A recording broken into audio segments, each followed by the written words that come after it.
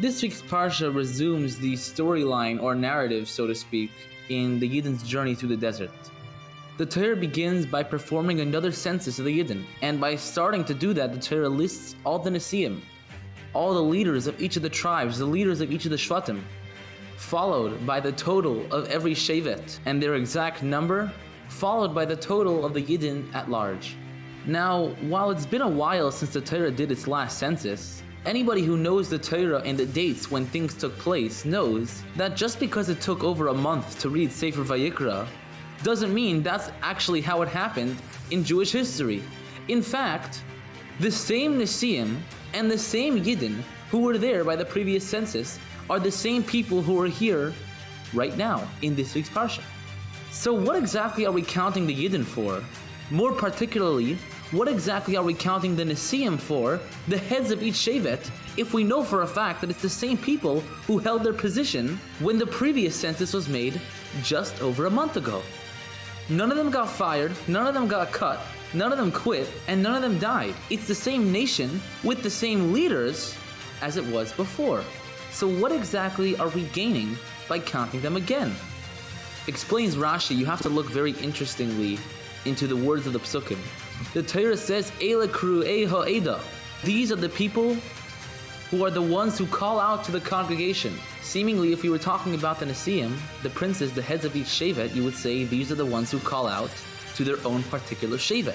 Why does it mean we call out to the entire congregation of Jews? Explains Rashi that a Nasi's job was not just to count their own Shevet, but to help count the entire Jewish nation, regardless of if that person was part of his Shevet, his tribe, or not. The objective was to count the Jews. The Nasi was not bound to counting his specific Shevet, because in this sense, everyone's equal. But the problem with that is, if everyone's equal, then the only people who should be counting should be Moshe. Or really, if everybody's really equal, the only person who should be counting is God himself. If we're trying to get a census of all the Shvatim, of all the tribes, that each of the Nesiim, each of the leaders of each tribe should count who's in their Shevet. But once we're coming to say that we're all equal, then why are human beings counting other human beings? Aren't we all equal? Explains the Rebbe that Rashi is coming to say something much deeper than what we thought. Because all the other countings done in the Torah were focused on the general total of the Jewish people. The total number. This is the first time where we count every Yid individually according to each Shevet. But nevertheless, after we divide them up into 12 portions, into 12 individual ways of life, into 12 individual camps, we bring them back together and we give a total sum. Because the way a team works is that there are many different players. There are many different parts, each with their own independent talent, each with their own independent capability. But nevertheless, we're all working towards one goal, and that's what makes us a team. That's what makes us a group. That's what makes us a group of people working towards one goal. A team that nothing can get in its way. A lot of times the Yidden are compared to a body. While some people have their part on the head and some people on the feet, if you're missing the feet, the head will never get anywhere. So just because your Shevet might be complete doesn't give you an excuse not to help another Yid. Doesn't give you an excuse to overlook someone who's not part of your tribe, someone who's not part of your group, someone who's not part of your circles. Because his failure is your failure, and his success is your success, regardless of what tribe he's from, and regardless of what group he associates himself with.